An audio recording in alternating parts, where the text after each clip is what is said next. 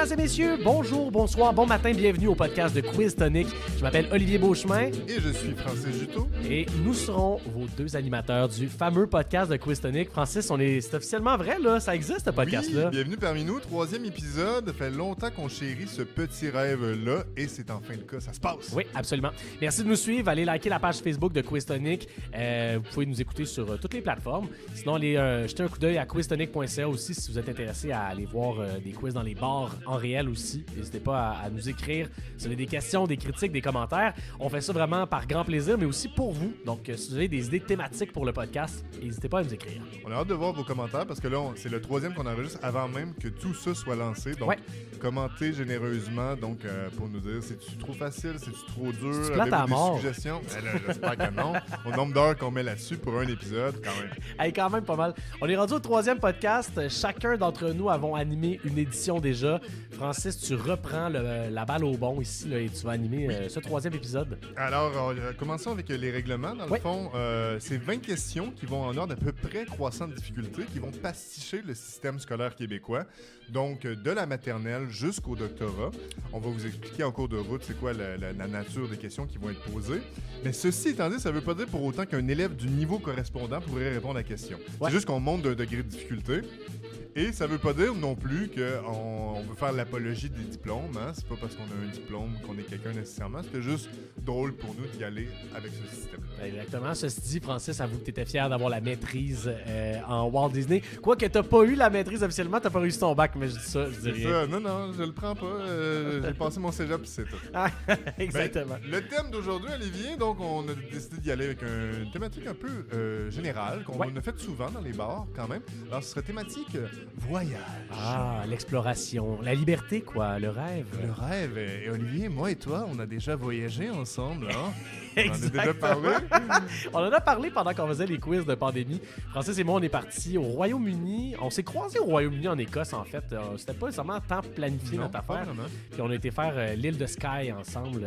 Road trip. Et on s'est ramassé au beau milieu de l'île de Skye, dans un pub, à faire un quiz ensemble avant même que la compagnie soit créée. C'est fou, hein?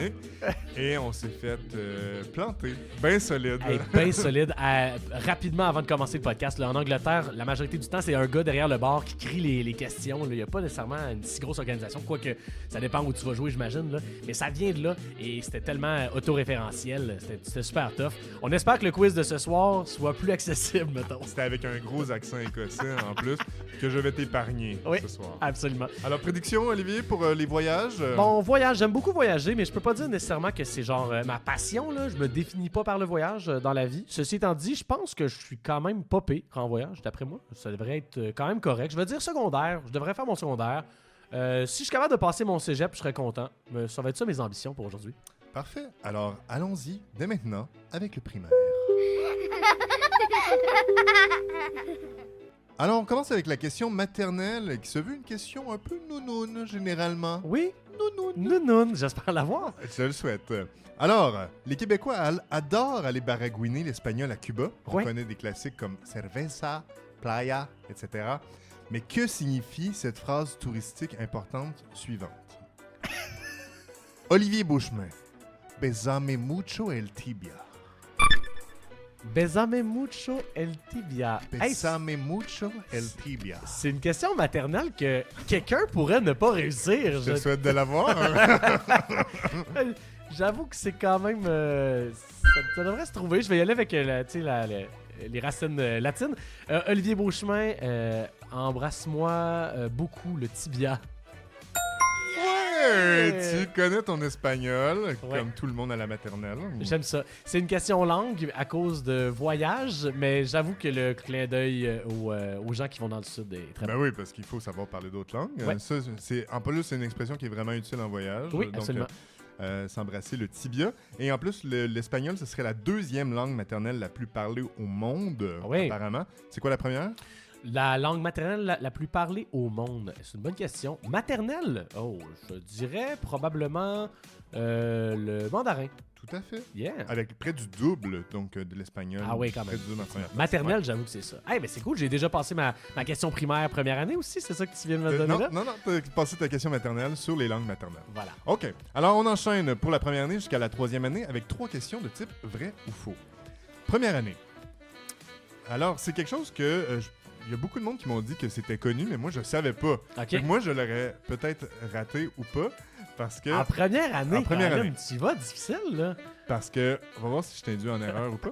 Le fameux guide Michelin, qui accorde notamment des notes au restaurant, a été lancé par la même compagnie Michelin qui vend des pneus. Vrai ou faux? Et tu vois, quand même, c'est une bonne question, ça. Parce qu'effectivement, le monde peut se demander, le livre de record Guinness, c'est-tu la compagnie Guinness qui fait ça aussi? Tu sais, on le sait pas. C'est des grosses campagnes marketing, mais c'est-tu le Je cas? sais même pas, faudrait vérifier, mais... Alors, j'ai la réponse aux deux questions, je pense. Ok. C'est bel et bien la compagnie Michelin et la compagnie Guinness qui ont parti ces produits-là. Yeah! Wow, mais honnêtement, tu m'en diras plus sur Guinness parce que ça, j'en ai aucune idée. C'est bel et bien la brasse. Si je me trompe pas, lorsque je vous C'est la dis- bière Guinness C'est la bière qui a Guinness. fait des records Guinness. Grosse campagne marketing. Si je me trompe pas, là, c'est une entreprise complètement indépendante, mais qui ont initié le projet. Il me semble que oui. Ils ont pris François Legault au pied de la lettre, se sont réinventés. Ouais. Ah, j'aime Alors, ça. Oui, en fait, au départ, c'était offert avec l'achat de pneus, entre autres, dans une stratégie de développer le tourisme automobile et cycliste, même si ça a pris plusieurs années avant que les restaurants rentrent là-dedans. Mais écoute, ça, c'est complètement fou, OK? Quand, tu sais, il y avait énormément de cartes routières dans le guide Michelin, Ouais. évidemment. Et quand les Allemands vont envahir la France en 1940, ils vont être équipés de guides Michelin. Ben voyons donc. Oui. Ils vont être équipés de guides Michelin pour savoir comment mieux l'envahir et quel chemin emprunter. Et peut-être quelle place soit aller manger, là, tu sais, Oui, mettons, c'est entre deux attaques. Mais il faut croire que dans les cartes, il y avait le petit trou sur la ligne Maginot. Ben Écoute, voyons ils ont donc. rentré. Ah ouais, c'est quand même malade, Hein? ça. Incroyable. Ah, je suis content d'avoir pris ça. J'adore ce petit fait. Alors bravo, félicitations, je sais pas si je l'aurais eu. C'est gênant. Alors deuxième question. Vrai ou faux? Lors d'un vol aérien, le pilote et le copilote n'ont généralement pas le droit de manger le même repas. Si l'un choisit les pâtes, l'autre doit choisir le poulet. Vrai ou faux? On est en deuxième année, là. Il me semble que j'aurais versé ta question maternelle deuxième année. J'étais stressé en maternelle, là. Je t'avoue que... Ben, en tout cas, si la réponse que je te donne là est pas la bonne, je sais pas où on s'en va. Alors, c'est faux. Ils peuvent manger la même affaire, Francis. Hein? Alors non, c'était vrai. Pour éviter donc en fait les intoxications alimentaires, le pilote et le copilote n'ont pas le droit de manger le même repas et n'ont pas le droit de manger le même repas non plus que les passagers. Donc c'est des repas complètement différents Ben qu'ils mangent. voyons donc! Puis ça leur a notamment sauvé le cul en 75 quand 200 passagers ont pogné à diarrhée en même temps dans un vol de Japan Airlines. Et puis donc ça a fait en sorte qu'eux ils n'ont pas été malades puis ils ont pu éviter une catastrophe. Hey, mon Dieu Seigneur! C'est sûr que j'ai eu l'air d'un pur crétin à être dans ce podcast-là. Non mais... Non, mais c'est une maudite bonne explication. Je suis très C'est content. intéressant, mais honnêtement, comparé au pilote, j'ai monté le degré de difficulté un peu. Fait qu'on va voir si c'est trop difficile. Non, mais... non, mais c'est bien correct, c'est parfait. Parfait. J'aimais ça. C'est une très bonne question, vrai ou faux. Parfait, excellent. On poursuit. Yes. Troisième année. Alors, la prochaine question concerne le décalage horaire, Ouais. le jet lag. Selon la NASA, ainsi qu'une étude de l'Université du Maryland en 2016, il est plus facile de récupérer lorsqu'on voyage d'ouest en est. Vrai ou faux? Lorsqu'on voyage d'ouest en est, il est plus facile de récupérer. Donc d'ouest en est. De Montréal à Paris serait plus facile à récupérer que de Paris à Montréal. Montréal à Paris que de Paris à Montréal. Montréal à Paris que de Paris à Montréal. J'aurais tendance à dire vrai. Oh my god! Hey, deux vrais ou faux, pas bon déjà. Ça se corse, Oh, hein? ça se corse, mon chum. C'est l'inverse. Même moi, en voyageant, j'ai tout le temps eu cette impression-là. Je sais pas si toi, t'as eu ça ou pas, visiblement pas. Ah non, Mais il faudrait 6 jours pour se remettre d'un vol Paris-New York, puis 2 jours de plus pour un vol en sens inverse. Ah oui, ok. Puis ça s'expliquerait, écoute, je vais dire des termes que je comprends à peine, par 20 000 cellules qui sont situées dans l'hypothalamus, qui suivent un rythme circadien d'environ 24 heures et demie Ah au oui. lieu de 24 heures. Donc, quand la journée s'allonge, c'est plus simple pour le corps, vu qu'il est déjà sur un cycle supérieur à 24 heures. Ah oui, ok. OK. Voilà. Hey, ça va mal, hein? Moi, j'ai juste j'ai 2 bonnes réponses sur Ça va 4 mal, en ce moment. J'ai Ça pas le va choix mal. d'avoir mes 3 autres pour avoir le primaire en voyage. Oui, tout à fait. Ça se corse, hein? Ça se casse pas Parfait. mal. Alors, 4e année, donc 4, 5 et 6, ce sont des choix de réponse. Ouais. Donc, question. Un des monuments les plus visités aux États-Unis et au monde est le Lincoln Memorial. Mhm. Donc, le monument en l'honneur d'Abraham Lincoln. Dans quelle ville américaine peut-on le retrouver? Lincoln Memorial. En A, Boston. En B, Washington. En C, Plattsburgh, à côté du kiosque à churros. J'aime ça. On est. Mais là, tu sais, j'aimerais vraiment ça que ça soit pas Plattsburgh, le kiosque à churros. Parce que là, je me sentirais vraiment épais, tu sais. J'aurais l'impression de mériter de pas avoir mon école primaire. Eh bien, je vais aller avec Washington. Je pense que je l'aurais eu sans choix de réponse, selon moi. Yes, sir. Tout à fait, bien joué. Donc, c'est un grand bâtiment de marbre blanc qui ressemble à une espèce de temple grec. Ouais. Je sais pas si t'es déjà allé. Non, Moi pas non plus. Washington, non. Moi non plus. Avec une statue monumentale d'Abraham qui est assis. Et il y a 36 colonnes extérieures qui représentent les 36 États donc, qu'il y avait au moment de son décès. Ah! C'est là, entre autres, qu'il y a eu le fameux speech « I have a dream ». Ah! Martin Luther King. Wow! Au Lincoln Memorial. 5e année. Qui a été le premier explorateur, du moins le premier reconnu par les livres d'histoire, à avoir effectué une circumnavigation? Mmh. Donc ici, par circumnavigation, on entend faire le tour du monde. Ouais. Alors, en A, Fernand de Magellan, en A. En B, Marco Polo. Ou en C, Terry Fox avec des flotteurs. Terry Fox avec des flotteurs, c'est vraiment très bon.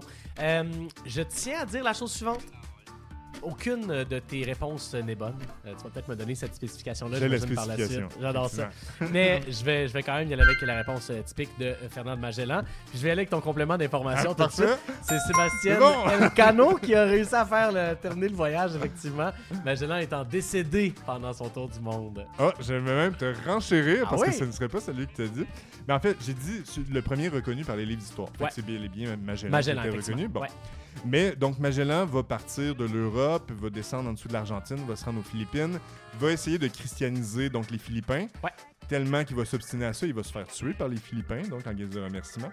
Et son équipage va compléter, comme tu l'as dit, te nommer son second en chef. Mais ce serait même pas son second en chef, ce serait le premier, parce qu'à bord du navire, il y avait un esclave philippin qui était aussi le traducteur, qui avait d'abord été vendu en Espagne Oh my et God! qui aurait donc été le premier de facto à faire le tour du monde. Ce serait donc Enrique de Malacca. J'adore ça. C'est Qui très serait bon le fun premier. fact, ça. Hein? Merci, C'est Francis. pas vrai, hein? Voilà. Et Hey, c'est ça. C'est ça. Hey, la pression, mon ami, en ce moment que j'ai, parce que je tiens à le répéter, mais on est rendu ici même au moment où il faut que je réussisse Oui. mon primaire avec cette question 6. Ben oui, écoute, ben, comme tantôt, j'ai été acculé au pied du mur, et t'es là. 6e année. Dernière question. Environ. J'ai mis mon accent tonique à mauvaise place. Environ 150 000 pèlerins empruntent chaque année le chemin de Compostelle, qui se rend jusqu'à Saint-Jacques-de-Compostelle, en Espagne. Ouais. Mais coudonc, Oli, qu'est-ce qu'il y a à Saint-Jacques-de-Compostelle? Oh my God. En A, le tombeau de Jacques de Zébédée, un des 12 apôtres. En B, une grotte où la Vierge Marie serait apparue plusieurs fois au 19e siècle. Ou en C, l'ancien kiosque de churros de Plattsburgh. OK. Une grotte où Marie... Ben c'est ça entre les deux. Une grotte où Marie serait apparue la première fois au 19e siècle. On dirait en plus, c'est calme, mais ça se pourrait, tu sais. C'est juste, il me semble que ça serait pas ça parce que c'est un peu trop... 19e siècle, que ça aurait pu être à ce moment-là que Saint-Jacques-de-Compostelle arriverait. Je vais dire tombe d'un des apôtres. Yeah! Et ça a passé il proche. passe son primaire, mesdames, messieurs. Félicitations. Merci beaucoup. Alors, la grotte de la Vierge Marie, c'était pour t'induire en erreur parce que ça existe pour vrai. C'est le pèlerinage de Lourdes. OK. De Lourdes, donc en France. Je me suis dit finalement. que ça serait pas le pèlerinage le plus connu du monde pour quelque chose d'aussi bizarre, tu sais, mais en même temps, qu'est-ce que tu veux? Ça aurait pu. Mais écoute, c'est le pèlerinage de Compostelle. Ça a été instauré après la découverte des reliques de Jacques de Zébédée au début du 9e siècle. Mais c'est après la prise de Grenade en 1492 que le pape va officiellement le déclarer un des 3 grands pèlerinages de la chrétienté. OK. Avec Jérusalem et Rome. OK. Mais on s'entend pour dire qu'anyway, la majorité des pèlerins qui vont faire Compostelle, c'est surtout dans un but méditatif. Ouais. Ça ou pour fuir Revenu Québec. Là, genre, On fait Revenu Québec, c'est vrai que ça se pourrait. ça se peut. Alors, fin du primaire, Olivier, félicitations. Oh là là là là. Mais je suis content. Je suis content d'avoir appris que le pilote et le copilote ne mangent pas la même chose. C'est une très bonne chose à avoir appris. Je trouvais que c'était des informations intéressantes. Merci. Début du secondaire. Alors, secondaire. De secondaire 1 jusqu'à secondaire 5, on a donc un total de 5 questions. Ce sont des questions à réponse classique, à réponse simple. Ça ne veut pas dire que les réponses vont être simples pour autant. Et tu dois en réussir 3 sur 5 pour passer ton secondaire. Génial. Alors, secondaire 1. Première question. En tant que Canadien et loyaux sujet de la reine, Olivier, ou du roi, pardon. Du roi, ben oui, il faut le dire. Voilà. Hein. Le temps qu'on l'a, Charles, faudrait qu'on va y en profiter. Là. Alors, on peut être amené à aller visiter la mère patrie de United Kingdom, ouais. dont la livre sterling est généralement dans le top 5 des monnaies les plus fortes au monde. Ouais. À plus ou moins 30 sous canadiens. En date d'aujourd'hui, donc du 21 février 2024, une livre sterling, ça vaut combien de dollars canadiens? Oh, à plus ou moins 30 sous. Ouais. C'est une bonne question, ça, quand même. C'est une bonne question. Plus ou moins 30 sous, c'est quand même une bonne marge de manœuvre, ceci dit, j'ai l'impression. C'est pour ça que je l'ai laissé cette marge-là. C'est généreux de ta part, je trouve. Bon, je vais y aller avec ma réponse. Dans mon souvenir, quand justement on a été au Royaume-Uni, 1 $ canadien équivalait à environ 1 $. C'est-à-dire, 1 $ canadien équivalait... 1,70 canadien équivalait à une livre. Fait que 1 $ canadien, je veux dire... Ah, il faut que je donne la livre sterling ou canadien? Excuse-moi. On cherche la réponse plus haut que... Donc, une livre sterling, donc combien en canadien? C'est ça. Moi, je me suis mélangé clair. Je vais dire 1,75 $. Yeah! Écoute, t'es pile dessus tantôt dans ta réflexion. C'est 1,70, okay. Donc 1,71, là, environ, ça varie. Okay. Donc j'aurais pu accepter de 1,40 jusqu'à 2 $. C'est assez stable depuis bien des années. Puis en comparaison, 1 euro, ça donne environ 1,45. Ouais. 1 $ américain, 1,35. Ouais, c'est ça. Puis la monnaie la plus forte au monde, c'est le dinar koweïtien. OK. Combien, donc, un dinar koweïtien, ça vaut, pour le fun? Ouais, le dinar koweïtien, ça vaut combien? En canadien, tu veux dire? Ouais. Je veux dire 500 $ canadiens. Non, c'est 4,38. Ah! Ouais, hein? Ah, j'aurais cru que c'était vraiment plus élevé, un peu comme... Non, OK, 4,38, c'est bon. Fait que c'est environ 2 dinars pour un trio Big Mac. Ah, c'est bon, deux petits dinars. OK, alors bravo pour ta question secondaire 1. Secondaire 2. Alors, parce qu'il faut pas oublier les road trips, hein? Oui. Qui sont mes voyages préférés, sans doute. Ça. Alors, je veux que tu résous cette équation autoroutière. Oui. Je veux que tu additionnes, d'une part, l'ancienne route américaine mythique qui reliait Chicago à Santa Monica jusqu'en 1985. Ouais. Et d'autre part, l'autoroute qui relie Montréal à Québec, mais dont le trajet entre Montréal et Québec fait partie de la transcanadienne. Okay. Donc, l'autoroute qui traverse le Canada au complet. OK, c'est bon, Francis. J'aime ça, tes questions. Ça se trouve quand même, mais c'est pas facile, honnêtement. C'est stressant. En plus, justement, je suis pas un si grand connaisseur de voyage et surtout pas un grand connaisseur de route. Bon, je vais partir du fait que, d'après moi, dans mon souvenir, c'est la route 66 qui est cette route mythique-là aux États-Unis. C'est vraiment juste parce que il me semble que je vois un panneau de signalisation de ça. Et dans ma tête, c'est la 40 qui est dans celle qui est le plus au nord, dans le fond, qui relie Québec-Montréal. Je vais dire 106 pour ma réponse finale. Oh non! Alors, on cherchait 86. 86. Parce que ça jouait entre la 20 et la 40. Mais la 40, donc, le tronçon entre Montréal et Québec ne fait pas partie de la transcanadienne. Ah, OK. C'est la 20 qui fait partie. Bon, voilà. Pour la transcanadienne, il y a une portion de la 40 qui est à l'ouest de Montréal. OK. Mais, entre autres, c'est pour ça que la 40, mettons, est surnommée l'autoroute Félix-Leclerc. Et on entend des fois dire des trucs comme que les nationalistes prennent l'autoroute 40 pour se rendre à Québec. Et non pas les fédéralistes prennent la 20 vu qu'elle fait partie de la transcanadienne. Bon, quand même. Ah, mais écoute, j'avais une chance sur deux. Une chance sur deux, ben oui. 66, ben oui, la route 66, c'est bon. Peut-être la route américaine la plus connue. La classique. La classique. Alors, on se poursuit? Oui. Avec question. Si on est 3. Le Canada a des ambassades et des consulats dans plus de 260 villes dans le monde. Oui. Je veux savoir, uniquement d'un point de vue géographique, quelle est la différence entre une ambassade et un consulat?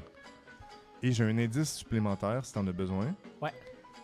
Par exemple, aux États-Unis, le Canada possède 13 consulats et une ambassade. OK. La différence géographique entre un consulat ainsi qu'une ambassade. Ah! Entre une ambassade et un consulat. Oh, c'est une bonne question. C'est difficile, ça. Alors, l'indice devrait aider quand même. 13 consulats canadiens aux États-Unis et une seule ambassade. Ben, c'est-à-dire que je vais aller que l'ambassade représente le Canada dans le pays en tant que tel au complet, donc un par pays. Puis 13, je vais dire que c'est parce que c'est un consulat, c'est pour une province ou un État. Ce serait dur. J'ai de la misère à dire. J'aurais pas le choix de refuser. Ah oui, OK. En fait, l'ambassade doit toujours être dans la capitale du pays. Donc, tu avais en partie raison sur les consulats que ça peut être n'importe où ailleurs, mais l'ambassade doit spécifiquement géographiquement. D'un point de vue géographique, OK, je comprends. Oui, la capitale Exact. comme telle. OK, parfait, c'est bon, je suis prêt à assumer ça. Puis pour les rôles en tant que tel, ben, l'ambassade, tu avais raison, ça représente le Canada en termes de mission diplomatique, tandis que le consulat, c'est plus le day-to-day affaire, là, donc pour les Canadiens et Canadiennes qui sont en voyage. Ah, je comprends. Qui peuvent aller donc, dans n'importe quel consulat pour se faire aider. Exact. OK. Ouais, exact. Mais j'hésitais à te le laisser là. Ah non, c'est correct, faut être honnête dans la vie. OK, parfait. Alors, secondaire 4. Oui. À plus ou moins 3 ans. Oui. En quelle année la pilote Amelia Earhart est-elle disparue en tentant de devenir la première pilote à faire le tour du monde en avion? Indice. C'est 10 ans pile après que Charles Lindbergh soit devenu le premier à traverser l'Atlantique en solo et sans escale. Donc, de New York à Paris. De New York à Paris. Je répète. Ouais. À plus ou moins 3 ans. En quelle année la pilote Amelia Earhart est-elle disparue en tentant de devenir la première pilote à faire le tour du monde en avion? Indice, c'est 10 ans pile après que Charles Lindbergh soit devenu le premier à traverser l'Atlantique en solo et sans escale de New York à Paris. Oh là, c'est pas facile tes questions, hein? C'est pas facile. 10 ans pile après. La traversée, je vais dire... bon, je vais donner une date. Je vais dire 1924. Eh bien, voici un secondaire échoué. Secondaire échoué. Alors, on cherchait 1937. Ah, OK. En fait, 24 aurait été bon si on cherchait l'année de Charles Lindbergh. Ah oui, OK. C'était en 1927. D'accord. Donc, en fait, Lindbergh a traversé en solo en 27. En 28, Earhart, elle a traversé en solo, pas en solo, comme passagère. Comme passagère. Ensuite, en 32, en solo. Et donc devenue la première personne à traverser 2 fois. Ouais. Et ensuite, elle est disparue en 1937 avec son navigateur Fred Noonan. Et j'ai lu en actualité hier qu'il aurait retrouvé l'épave pour la première fois et ils vont envoyer donc un voyage pour essayer de retrouver si c'est bel et bien l'avion de Amelia Earhart. Ah! Ben écoute, c'est correct, hein? C'est correct, je suis visiblement pas un si grand fan de voyage. Ben, visiblement, j'ai corsé ça. Ton quiz est corsé, je pense. En même temps, ceci dit, c'est correct, hein? Faut apprendre. Tout à fait. Alors, dernière question du secondaire. Ouais. Alors, question à réponse simple. Il existe à chaque année le classement Henley, celui des passeports les plus puissants au monde. OK. Donc, ceux qui permettent de voyager dans le plus d'États sans visa particulier. Quel pays asiatique occupe le tout premier rang depuis 2018, parfois seul et parfois ex aequo avec Singapour, en donnant accès à 194 pays et États? Pour y aller. Non, pour voyager partout. Ouais, c'est ça, parfait. Donc, les citoyens de ce pays-là et les citoyennes ont le passeport le plus puissant qui leur permet d'aller partout dans le monde. On cherche un pays asiatique. OK. Des fois à égalité avec Singapour. OK. Pays qui leur permet de voyager partout. Je pense que j'ai ma réponse déjà. J'ai l'impression... Je vais y aller avec un pays qui a des très bonnes relations avec l'Occident en général, donc qui permettrait d'avoir accès à des pays de l'OTAN, par exemple, puis aussi qui est important parce qu'il est en Asie. Je vais dire le Japon. Hey! Et voilà! Pas si fou, le monsieur! Non, t'as pas réussi ton secondaire, mais tu réussi ton secondaire 5 de peu. Oui. En fait, oui, c'est le Japon. Le Canada, lui, habituellement, il est 6-7e dans ce classement-là, ex aequo avec beaucoup de monde. Ouais. Il donne accès à environ 5 pays de moins seulement que le Japon. OK. Des pays comme, mettons, l'Iran ou l'Inde, là, avec lesquels on a une relation plus compliquée là, depuis quelques années. Ouais. Le Japon, lui, peut aller pas mal partout ou presque, sauf, contrairement aux Canadiens, ne peut pas aller sans visa en Gambie ou au Burkina Faso? Ah, on est-tu fiers d'être Canadiens Je sais quand pas- même? Hein? Je sais pas qu'est-ce que les Japonais ont fait aux Gambiens, là, mais... OK. Ah, ben c'est bon à savoir. Mais j'avoue que ça, je pense que c'est un guess qui pouvait quand même assez facilement. Écoute, Regarde c'est correct. Je vais quand même m'ouvrir une bouteille de champagne puis fêter la fin Parfait. de mon Fin du secondaire. secondaire. On s'en va cette fois-ci au cégep. On va voir si ça va mieux aller pour toi, Olivier. Oui, absolument. On m'entend d'ailleurs en ce moment célébrer mon 2 sur 5 au secondaire. Alors, première question. Donc, en fait, c'est 3 questions du cégep qui, vu que le cégep représente un peu l'exploration de ce qu'on veut faire, Ouais. on va aborder le sujet, donc des voyages, selon 3 cours différents, 3 angles différents. Alors, premier cours, donc tu dois en réussir 2 sur 3. C'est ça, j'allais dire 2 sur 3 2 pour sur réussir avec des champs différents. Tout à fait. Alors, thématique, les voyages selon le cours d'éducation physique. Olivier, on cherche quelle célèbre équipe sportive qui ne joue pourtant dans aucune ligue professionnelle porte un nom associé au voyage, alors qu'ironiquement, elle n'a longtemps performé qu'aux États-Unis et pire encore, qu'elle ne vient même pas de la ville indiquée dans son nom. Attends, répète-moi ça? Je répète. Ouais. Quelle célèbre équipe sportive qui ne joue dans aucune ligue professionnelle porte un nom associé au voyage, alors qu'ironiquement, elle n'a longtemps performé qu'aux États-Unis et pire encore, qu'elle ne vient même pas de la ville indiquée dans son nom. Une ligue professionnelle Elle ne joue dans aucune ligue. dans aucune... Une équipe qui joue dans Ouais. aucune ligue. Ouais. Eh, boy! Fait que c'est clairement pas un sport qui joue... Ah, là. Eh bien, Francis, je donne ma langue au chat. Alors, pas de réponse. Même ma blonde a réussi à l'avoir. Ah Elle ne suit ouais? pas le sport. C'est peut-être pour ça qu'elle a réussi à l'avoir aussi. On cherchait les Harlem Globetrotters. Oh, tu vois, Non? j'aurais jamais pu te donner Alors, c'est une équipe, tu connais pas du tout? ça. Ben, OK. Non. C'est une équipe de basketball, mais qui font aussi des compétitions athlétiques en même temps, des espèces de show-off. Ouais. Puis ça a été fondé en 1927 à Chicago. C'était constitué de joueurs afro-américains qui n'avaient pas le droit de jouer dans la NBA, ce qui OK. a fini par être permis en 1950. OK. Mais après, ils ont été reçus partout dans le monde. Plus tard, en 59, par Khrouchtchev à Moscou, par Jean-Paul II au Vatican, puis même en Corée du Nord en 2013, gracieuseté de Dennis Rodman, Ah qui ouais! est un bon ami du dictateur en place. Dennis Rodman est un ami du dictateur Oui. en place. Oui. Ça se peut pas. Non, je sais. Ça, tu Mais iras ce lire gars-là se là-dessus. peut pas en général. Il se là. peut pas, et honnêtement, non, il est très bien reçu en Corée du Nord. Là. Ça n'a pas Vraiment. rapport. C'est Ah fou. ouais! C'est fou, Red. Ben écoute, je suis content. Tant que, tu sais, moi, je vais faire un peu comme un bon étudiant de cégep. Je vais m'asseoir en arrière, là, pour m'écouter tes fun facts. On enchaîne avec la deuxième question. Oui. Alors, les voyages selon le cours de soins infirmiers. Ouais. Alors, je veux parler de maladies de voyage. Je suis allé avec la maladie qui, dans mon cerveau, représente le plus la maladie de voyage. OK. Quelle maladie infectieuse, aussi surnommée fièvre des marais, est la parasitose la plus importante au monde et de façon encore plus importante en Afrique subsaharienne? On cherche une maladie infectieuse qui commence, indice, par la lettre M. Ça, je pense que je serai en mesure de te le nommer, effectivement. Tu sais, ça a l'air de rien, là, mais j'ai fait mon cours d'infirmier, Oui. moi. Pas du tout.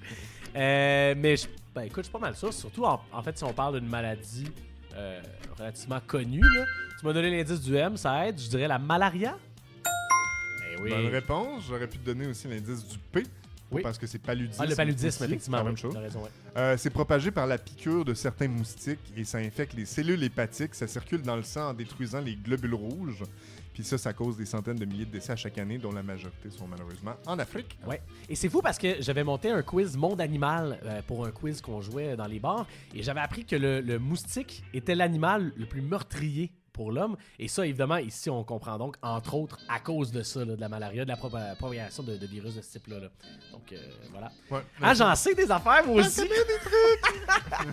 À défaut de réussir mon secondaire. Et là, pour passer ton cégep, Ouais. hein, Exact. donc les voyages selon le cours de génie électrique. OK, oui. Parce que, tu sais, on a tous déjà sacré de ne pas avoir amené le bon adaptateur. Oui, de l'autre absolument. côté. Et il y aura spécialement des choix de réponse OK, pour celle-là. parfait. Alors, je veux savoir, quel type de prise électrique a été créé en 1986 par la Commission électronique internationale dans le but de devenir la norme universelle? OK. Et donc, c'est ça. J'y vais avec les choix de réponse. En A, le type A, qui est notamment utilisé en Amérique du Nord. En B, le type I, qui est notamment utilisé en Australie et en Chine. Ou en C, le type N, qui est notamment utilisé au Brésil et en Afrique du Sud. Et il n'y aura pas de blague de churros cette fois-ci. OK, malheureusement. Alors, c'est vraiment le but, c'est que tous les pays adoptent ce type de prise-là. Donc, A, Amérique du Nord, I, Australie et Chine, N, Brésil et Afrique du Sud. Bonne question. En plus, j'ai posé cette question-là dans un quiz récemment, mais pas cette question-là, mais sur des prises électriques de voyage. J'ai l'impression que c'est une pogne, l'Amérique du Nord, puis que c'est pas le cas. Je vais dire celle N, Australie et Chine. I, c'est Australie et Chine, et N, c'est Brésil et Afrique du Sud. Excuse-moi, I, Australie et Chine. T'aurais dû garder N. Ah ouais, merde! Des maudites merdes. N, c'est aussi ce qui aurait pu aider, c'est que c'est le plus récent. Donc, il n'y en a pas au-dessus de N. À chaque fois qu'il en crée une nouvelle, c'est une nouvelle type qui arrive. Puis c'était en 1986, il n'y en a pas eu d'autres depuis. Avant, chaque pays concevait son propre modèle en se disant anyway, il y a peu de voyages, mais quand les voyages se sont développés et les appareils électriques ont été de plus en plus portatifs, là, ça commençait à être un fouillis. Ouais. Et donc, le Brésil... Ah, mais ça ne pourra pas jamais s'imposer dans aucun pays. Ça va être compliqué, là, honnêtement. Mais écoute, le Brésil a adopté le type N en 2007, puis l'Afrique du Sud en 2015. Ah oui, OK. Donc, ça a pris quand même longtemps, depuis 1986. Et la Commission espère toujours que tous les pays finissent par emboîter le pas pour avoir une seule norme. Écoute, on a de la misère à avoir les mêmes prises pour Apple et Microsoft, t'imagines? C'est ça l'affaire. Mais moi, on me fera pas renoncer à mes 3 petits trous dans ma prise qui forment un bonhomme souris. Je te comprends. Eh bien, encore une fois, tu vois, ça a été difficile. Ça a été plus laborieux. Je vais célébrer tout seul. Alors, on va voir si tu vas te reprendre à l'université. Ouais. C'est parti. Bienvenue à l'université. Ah oui, j'ai l'air content dans ce petit extrait sonore-là. Et pourtant, ma face dépite en ce moment. Alors, en fait, comment ça fonctionne? Il y aura 3 questions. Tu dois avoir la bonne réponse pour les 3 questions, donc pour avoir ton baccalauréat. Au niveau du bac, comme tel. Au niveau du bac, en tant que tel, oui. Et puis, les 2 premières questions donc, vont te fournir des réponses qui seront des indices pour la 3e question à ce moment-là. C'est bon? Alors, on commence à l'instant. Première question. J'ai une petite préambule parce que je le trouvais cute. Ouais. Il existe plusieurs types de tourisme dans le monde, comme le tourisme religieux, des tourismes plus sombres, comme le tourisme sexuel, et d'autres plus atypiques, comme le tourisme Monopoly, qui visite par exemple les lieux du Monopoly. Oui, c'est vrai. C'est une forme de tourisme. Je veux savoir, pour quelle raison générale, donc pas besoin d'être précis, est-ce que des masses de touristes ont afflué dans les villes suivantes selon ces années? Je te donne 3 années et 3 villes. Il y a une même raison commune et générale qui explique pourquoi il y a des touristes qui sont allés dans ces villes-là. OK, ouais. Alors, Las Vegas aux États-Unis en 2024. Johannesburg en Afrique du Sud en 2010. Et Montréal au Canada en 1976. Ça va bien. Ça, je devrais être capable de l'avoir. Parce que j'ai beau pas être quelqu'un qui connaît les Harlem Globetrotters, mais je peux très bien te dire que en 2024, c'était le Super Bowl à Las Vegas. En 2010, c'était les Jeux Olympiques en Afrique du Sud, si je me trompe pas. La Coupe du Monde. La Coupe du Monde, oui, c'est vrai. Waka Waka, ouais, c'est ça. Et 76 les Jeux Olympiques au Québec. Donc, le sport. Le sport, ben oui, le sport. Très bien joué. Donc, effectivement, tu as tout bien nommé là-dessus, qui est une des formes de tourisme les plus répandues au monde. Hein? Aller voir les événements sportifs majeurs. Le sport. Donc, ça marche encore, ça. Premier indice, le sport. OK. Deuxième indice. On cherche un auteur né en 1907 qui a beaucoup écrit sur le voyage et dont les aventures de ses récits se sont notamment passées en URSS, en Chine et au Pérou, pour ne nommer que ceux-là, mais aussi dans des États fictifs comme San Teodoros, Nuevo Rico, la Bordurie et la Sildavie. Qui est-ce? Donc on cherche un auteur né en 1907 qui a beaucoup écrit sur le voyage et dont les aventures de ses récits se sont passées en URSS, Chine, Pérou, San Teodoros, Nuevo Rico, Bordurie, Sildavie. Sildavie, ouais. Alors, je vais te dire Georges Rémy, alias RG. Écoute, je l'ai eu à cause de la Sildavie, selon moi. Ah oui, hein, c'est vrai? Sans la Sildavie, tu penses? Sans la Sildavie, je l'aurais pas eu. Dans ma tête, je me disais, c'est qui a écrit Volkswagen Blues déjà? Ou, tu sais, t'as beaucoup d'auteurs là, de road trip et de trucs de même. J'ai failli mettre Congo et Tibet dans la question aussi. Mais ça aurait peut-être donné le truc. C'est effectivement RG, dont le vrai nom était Georges Rémy, tu l'as dit. Ouais. Tu sais, hein, pourquoi RG? Ouais, RG, c'est G et R inversé. C'est ça, donc Georges Rémy, c'est les initiales G et R. Si t'es inverse, ça fait RG. RG. Donc Tintin qui est allé partout, donc URSS, pays des Soviets, au Tibet, au Pérou, dans l'oreille cassée, puis dans le cep de Tokar, mettons, est allé en bordurie, dans des États inventés où il y avait des intrigues un peu plus politiques à ce moment-là. Ouais. Donc deuxième indice, RG. RG. Premier indice, et sport. OK. Troisième question. Quel aviateur français, lieutenant-pilote décédé durant la Première Guerre mondiale, a été le premier à traverser la Méditerranée en monoplan en 1913 et a aussi donné son nom à l'aéroport de l'île de la Réunion? Indice. Il a aussi donné son nom à quelque chose de majeur qui n'a aucun lien avec l'aviation. Tu veux répéter la question? Juste pour ça? Ouais. Quel aviateur français, lieutenant-pilote décédé durant la Première Guerre mondiale, a été le premier à traverser la Méditerranée en monoplan en 1913 et a aussi donné son nom à l'aéroport de l'île de la Réunion? Indice, il a aussi donné son nom à quelque chose de majeur qui n'a aucun lien avec l'aviation. Et on se rappelle des deux indices qui sont sport et RG. Ah, wow, j'adore. Je pense que je viens de l'avoir à cause de ton indice. Je vais essayer de garder ça en tête, réfléchir, mais je suis pas mal sûr que je l'ai. Mais une chance que j'avais tes indices parce que je pense que sinon, je m'en serais jamais sorti. Sport, RG. Alors, j'ai vu là ton insistance pour me dire pourquoi Georges Rémy et RG, c'est important. Alors, je me suis dit, RG, le sport, Roland Garros. Il a eu son baccalauréat, mon gars. J'ai 21 ans, je pouvais retourner à l'université et faire mon bac en voyage. C'est fait. Est-ce que tu savais que Roland Garros c'était un aviateur? Alors là, pas du tout. Non, Moi non plus. Moi non plus, pas du tout. J'ai appris ça, je me suis dit, il faut que je fasse une question là-dessus, honnêtement. Ouais. En fait, Roland Garros, c'était entre autres un athlète qui jouait beaucoup au rugby, donc au Stade français en 1906. Quand il est décédé, donc il est devenu une espèce de héros de guerre. Ouais. Et puis, un de ses meilleurs amis riches, qui s'appelait Émile Le Sieur, est devenu président du Stade français. Et il a exigé qu'on donne le nom de son ami au stade de tennis qu'on allait construire. Puis il a dit, s'il porte pas le nom de Roland Garros, je donne pas $1.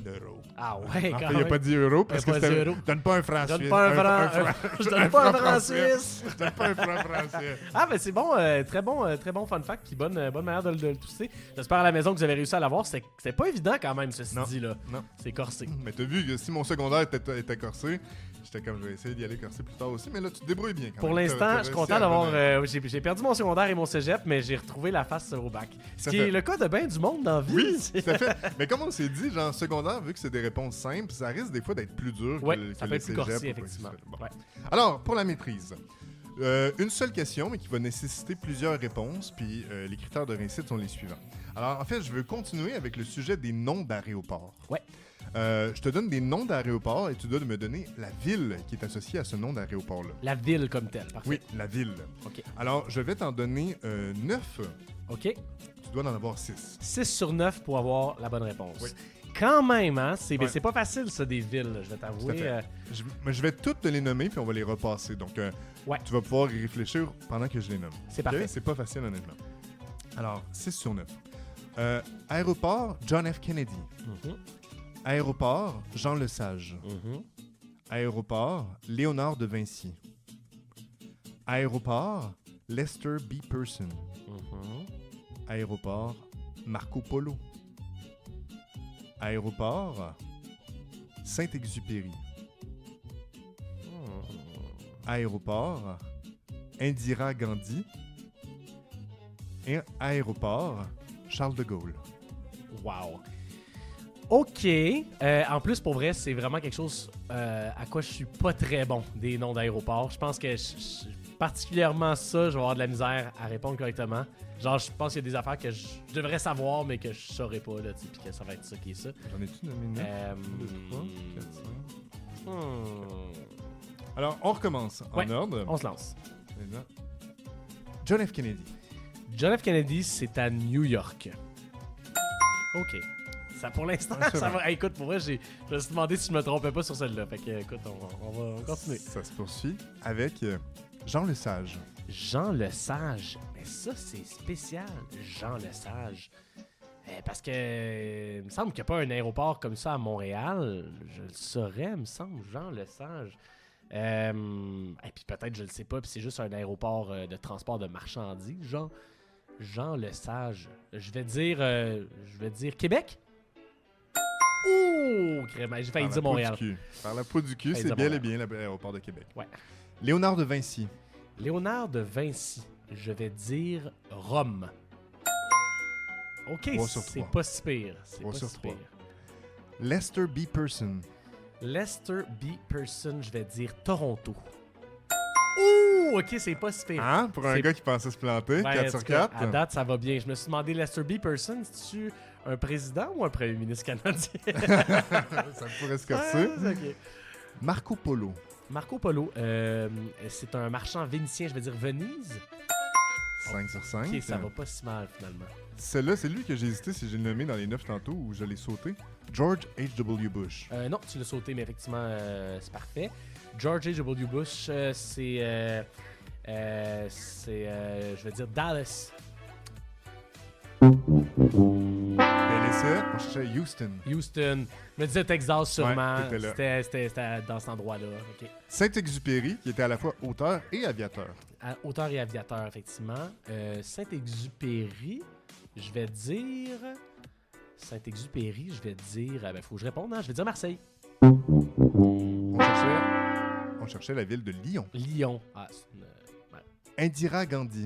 Je vais dire Mumbai.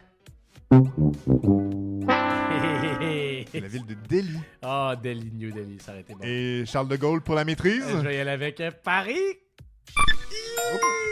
Yes, sir, tout à fait. Wow. Ben oui, mais là, écoute, j'ai fini sur un petit facile en dernier. Hey, 6 sur 9 sur la peau 9. des fesses. J'ai ma maîtrise, Francis. Tu l'as eu, mon cher. J'ai mis des petites faciles là-dedans et des dures quand même. Ça m'a aidé, effectivement. Beau travail. Ah. Excellent. Et on termine la dernière question, le doctorat. Donc, une question à développement qu'on se permet. Donc, tu vas devoir répondre avec plus qu'un seul mot. Oui. Je voulais initialement faire une question sur la controverse qui entoure la validité des crédits carbone. Mais finalement, même les experts s'entendent pas tous là-dessus. C'était difficile d'y aller avec une question. Donc, tant pis, je suis allé avec autre chose. Ceci dit, c'est bon de faire lancer l'idée que le voyage, c'est problématique au niveau environnemental. Tout à fait. J'ai lu dernièrement là-dessus pendant mes vacances. Puis, au niveau de l'empreinte carbone, un simple voyage, je pense que dans le meilleur des mondes, on pourrait avoir Toronto-Montréal comme trajet. Je pense qu'il pourrait nous aider seulement. Là, ah si oui? Je me trompe pas. Ouais. Ben, c'est ça. Je voulais quand même le noter, faire une question sur le tourisme de masse. Quoi que ce soit, finalement, bon, j'ai pas trouvé quelque chose d'intéressant là-dessus, assez à mon goût. Donc, je suis allé avec autre chose. Ouais. Okay. Je veux savoir, quel pays a choisi de changer son fuseau horaire de 2015 à 2018? Et pour s'opposer à quoi exactement? Oh my God, c'est une bonne question de doctorat. Un pays qui a changé son fuseau horaire de 2015 à 2018? Oui. Oh, c'est une bonne question, ça. De 2015 à 2018.